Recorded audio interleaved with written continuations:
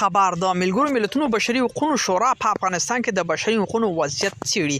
نور حال در سره په ویډیو کې وګورئ. په سلامونو محرک علیکم. د ملګرو ملتونو سازمان د بشري حقوقو شورا ناسل 4 ورځې راهیسه دوام لري.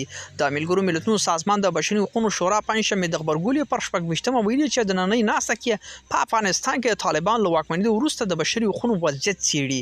دغه شورا معلوماتو لمخې د ملګرو ملتونو سازمان د بشري حقوقو عالی کمشنري په افغانستان کې د بشري حقوقو وضعیت په اړه خپل نوې موندلې وړاندې کوي. د ملګرو ملتونو سازمان د بشري حقوقو شورا غونډه پر 4مه ورځ د افغانستان پر وضعیت سربېره د اوکراین د جګړه او ایران په اړه ملګرو ملتونو سازمان په عمومي منشني راپور په حق له هم بحث کوي.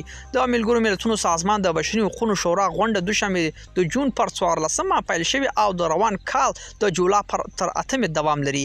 ملګرو دا زموږ چمتو شوی ویډیو کستا ویډیو په اړه کوم نظر پیشنهاد لري موږ سره په کومنټونو کې شریک کړئ او د لا خلو ویډیوګان لپاره لموږ سره پاتې شئ. تر بیا خیر چاره.